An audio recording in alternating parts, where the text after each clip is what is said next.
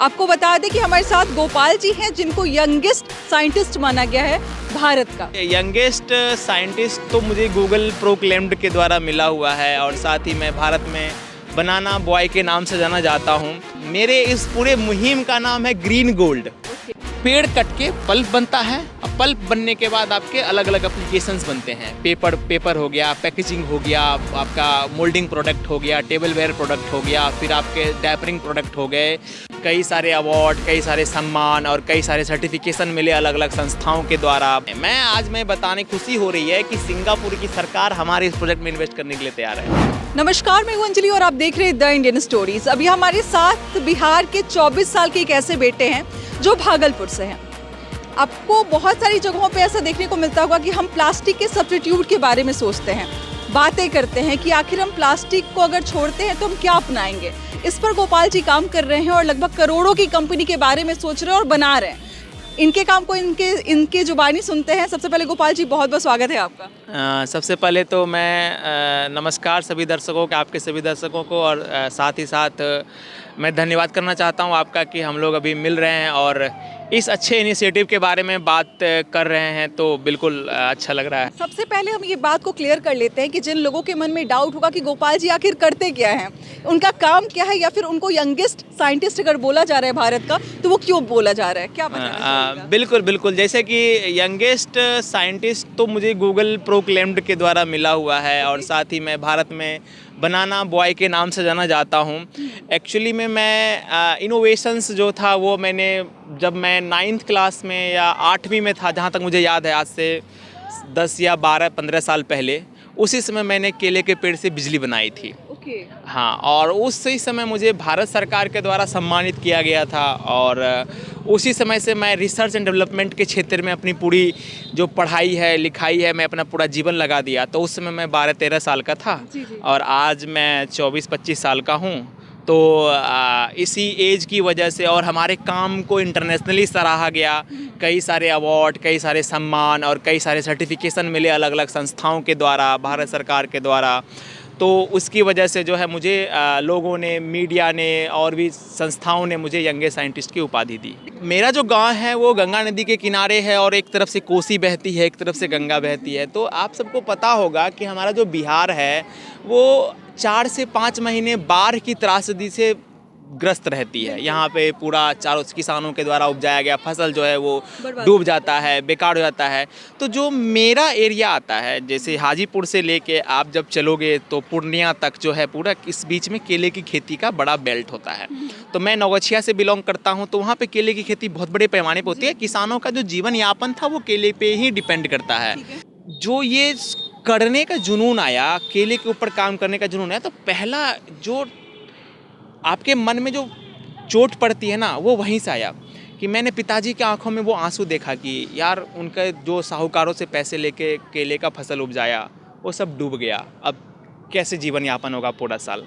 तो मैंने पिताजी से उत्सुकता वक्त, 8-9 साल के बच्चे होते हैं जब आपके मम्मी पापा बात करते, तो हम उनसे पूछा कि आखिर क्या दिक्कत है, क्या ऐसा क्या हो गया। बोले सब बेटा डूब गया, अब कुछ उम्मीद नहीं है, अब क्या कर सकते हैं। मैंने कहा कि पेड़ ही तो है, एक बच्चा पौधे, पेड़, फसल में क्या फ़र्क पता करेगा। वो कहते केले का पेड़ है, आम का पेड़ पापा सूख गया, बेच दिया था, इस बार केले का पेड़ भी बेच देना आप। तो पापा कहते हैं ये बिकता नहीं है। मैंने कहा क्यों नहीं बिकता है। कहते हैं क्या, मुझे तो, पापा बोले मुझे नहीं पता क्यों नहीं बिकता है, लेकिन कोई ख़रीदने नहीं आता है। तो मेरे दिमाग में वो बातें छप गई कि आखिर ये पेड़ खरीद के क्यों नहीं ले जा रहा है कोई। तो बाद में जब मैंने पढ़ाई की, लिखाई की, पता चला कि केले के पेड़ से ऐसा कोई वैल्यूएबल प्रोडक्ट नहीं बनता है कि लोग उसको खरीदने के लिए आएँ।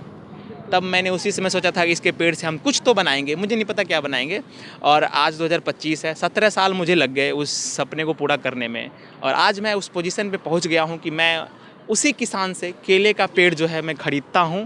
और आगे भी जितने भी भारत के लोग हैं, आप भाई मैं बता देता हूँ, आपको डाटा में देता हूँ कि भारत में लगभग 33% दुनिया का उत्पादन में केला का योगदान है। भारत 33% प्रोड्यूस करता है और लगभग 2 से 3 करोड़ किसान का जीवन यापन केले के, किसानों का, फैमिली तो 4-5 करोड़ हो जाते हैं, 6-7 करोड़ हो जाएंगे, ठीक है।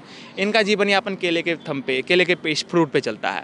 एक बात आपने मेंशन किया था कि केले का जो पौधा है या फिर पेड़ है उसका, तो उसका कोई वैल्यूएबल प्रोडक्ट नहीं बनता है, लेकिन आपने बहुत कुछ इनोवेट करके उससे बहुत सारी चीज़ें बना ली हैं जो कहीं ना कहीं वहाँ पे रखा गया है। आगे बातचीत करने से पहले मैं उसके बारे में बात करना चाहूँगी, और दिखाइए आपकी क्या आपने बनाया है, क्या आपने ईजाद किया है, आपकी इनोवेशन को सामने रखा गया है। हाँ, ये कहते हैं, इसको कहते हैं पल्प। ठीक है, पल्प अब बहुत सारे दर्शकों को पता नहीं होगा क्या होता है। पल्प कहते हैं कि आप जो अपने घरों में या अपने स्कूलों में, अपने कॉलेजेस में या फिर अपने दफ्तरों में जिस पेपर पे आप लिखते हो या जिस किताब को आप पढ़ते हो, उसके जो पन्ने हैं, जिस चीज़ से, जिस प्रोडक्ट से बने होते हैं, उस प्रोडक्ट को क्या कहते हैं? पल्प। पल्प कहा जाता है। और पल्प जो बनता है वो बनता है लकड़ी, पेड़ से। अच्छा। इस ट्री को काटा जाता है, ट्री को काटने के बाद एक प्रोसेस होता है, क्राफ्ट प्रोसेस, जिसके बाद उससे पल्प बनाया जाता है केमिकल प्रोसेस के द्वारा। ठीक है, पेड़ कट के पल्प बनता है। अब पल्प बनने के बाद आपके अलग अलग एप्लीकेशंस बनते हैं। पेपर हो गया, पैकेजिंग हो गया, आपका मोल्डिंग प्रोडक्ट हो गया, टेबल वेयर प्रोडक्ट हो गया, फिर आपके डायपरिंग प्रोडक्ट हो गए, आपके न्यूज़पेपर हो गया, आपके टिश्यू पेपर हो गए, सैनिटरी पैड्स हो गए। ये चीज़ें सारी इससे चीज़ें बन आपके- सकती हैं। एक बार थोड़ा निकाल के आप दिखाएंगे जिस प्रोडक्ट के बारे में हम बात कर रहे हैं। अच्छा गोपाल जी, ये बताइए कि दुनिया में ऐसे बहुत सारे कंपनीज होंगे जो कहीं ना कहीं इस पल्प को बनाते होंगे। हाँ। तो मुझे बताइए कि आपके और उनके कंपनी में या फिर आपके इनोवेशन में या फिर उनके इनोवेशन में क्या डिफरेंस है? हाँ, देखिए, अब मेरे इनोवेशन में और जो दुनिया है उनके इनोवेशंस में, दो जो उनके काम में बस एक ही डिफरेंस है कि हमारा रॉ मटेरियल चेंज है। पहला, हाँ। हम पेड़ का इस्तेमाल नहीं करते हैं। दूसरा जो डिफरेंस है वो है केमिकल प्रोसेस। दुनिया केमिकल का यूज़ करके पल्प बनाती है ठीक है। और हम अपने पूरे प्रोसेस में केमिकल का इस्तेमाल नहीं करते हैं। ये जो पल्प मेरे हाथ में है, इसमें कोई केमिकल का इस्तेमाल नहीं किया गया। नहीं किया गया। बनने के पूरे दौरान किसी भी तरह का कोई केमिकल का इस्तेमाल नहीं किया गया है, जिसकी वजह से जो हमारी पल्प की मैन्युफैक्चरिंग कॉस्ट है वो बहुत ही कम आती है। और दुनिया अगर 10 रुपये में मैन्युफैक्चर करती है तो हम 5 रुपये में करते हैं। अब अगर मेरा प्लांट सेटअप होता है, तो अगर किसान की दृष्टि से देखा जाए तो फ्रूट बेच के वो पैसे कमाएंगे। पेड़ के लिए हम उनको कुछ पैसा भी हम लोग डिसाइड कर रहे हैं कि जो हम उनको पेमेंट करेंगे, एक वेट के अनुसार, किलो के अनुसार हम उनको एक पैसा देंगे। तो एक डायरेक्ट इनकम उनको हो गया। साथ में जो उनको लेबर लगता था काटने के लिए, उसका भी पैसा हम दे रहे हैं, मतलब हम अपना खुद लेबर दे रहे हैं, तो वो पैसा बच गया उनका। और साथ में ही जो पेड़ कट के वो जगह छेकता था जहाँ वो केला उगा सकते थे, वो जगह बच जाएगा तो वहाँ केले उगाएंगे, तो उनका एक इनकम हो गया। तो 3 सोर्स ऑफ इनकम हमने एक पेड़ को खरीद के किया। इससे उनकी आमदनी जो है वो 60 to 70% जो है वो डायरेक्ट प्रॉफिट आ रहा है। और साथ ही साथ अब क्या होता है कि केला जो होता है ना, वो जब बड़ा होता है तो उसके साथ में 3-4 पेड़ और बड़े होते हैं। तो किसान क्या करते हैं कि केला में फ्रूटिंग थोड़ा ज़्यादा बढ़िया हो तो 2-3 पेड़ को काट देते हैं और उनका कोई यूज़ भी नहीं है। तो कल को अगर हम प्लांट लेंगे, पेड़ लेंगे, तो केला का पेड़ जो है किसान जो 2-3 काटता था उसको और थोड़ा बड़ा करेगा, 10-12 किलो बेचेगा, वो हमें बेच देगा, तो उसकी एक पैसे हो जाएगी। तो इस तरह करके हम उनको है 1 हेक्टेयर में लगभग अप टू 60 से 70 हज़ार रुपये का हम उनको बेनिफिट देते हैं डायरेक्ट इनकम के फॉर्म में। आज मैं बताने खुशी हो रही है कि सिंगापुर की सरकार हमारे इस प्रोजेक्ट में इन्वेस्ट करने के लिए तैयार है। अच्छा। अभी इसमें एक तो और चीज़ मैंने बताया ही नहीं, मेरे इस पूरे मुहिम का नाम है ग्रीन गोल्ड। ओके। हाँ, जो केला का पेड़ जो होता है वो हरा होता है, तो हमने इसको जो है ग्रीन गोल्ड, हरा सोना नाम दिया हुआ है। सिंगापुर के बारे में बात हो रहा है, 100 करोड़ के बारे में बात हो रहा है, बिहार को क्या लौटाया जाएगा गोपाल जी के द्वारा? अब यहाँ के जो यूथ है वो क्या सोचते हैं कि हम पढ़ेंगे, और वो उनकी गलती नहीं है, हम पढ़ेंगे तो हमें एक नौकरी लग जाए। भाई साहब, नौकरी लगना वो एक बात है, लेकिन नौकरी किसी को देना ये एक बहुत बड़ी बात है। तो जॉब जो है, जॉब देने वाला बनिए, जॉब लेने वाला नहीं। ठीक है, तो ये माइंडसेट होता है। तो हम लोगों का जो माइंडसेट हमेशा ये रहा है कि हमेशा देने वाला प्रवृत्ति रहा है कि हम चीज़ों को दें, कैसे करें। तो यहाँ के यूथ से मैं एक ही बात कहना चाहता हूँ कि देश राज्य का जो युवा है, बिहार राज्य का जो युवा है, वो बहुत ही ज़्यादा मेहनती है और बहुत ही ज़्यादा शार्प दिमाग का है।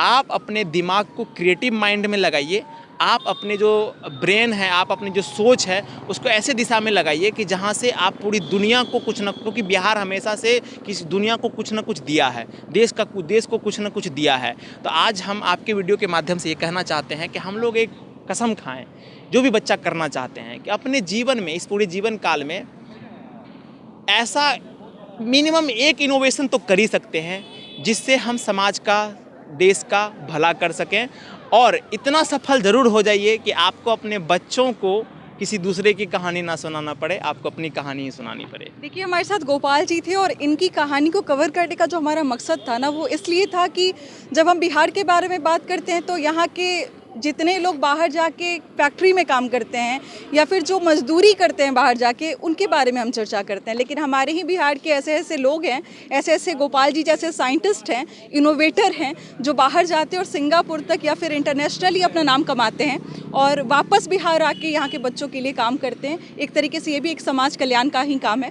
आपको अगर ये वीडियो अच्छा लगा हो तो शेयर ज़रूर करें। बाकी क्या कहना चाहेंगे इस इनोवेटिव माइंड के बारे में हमारे साथ ज़रूर शेयर करें। बाकी मिलते हैं अगले वीडियो में। बहुत बहुत शुक्रिया।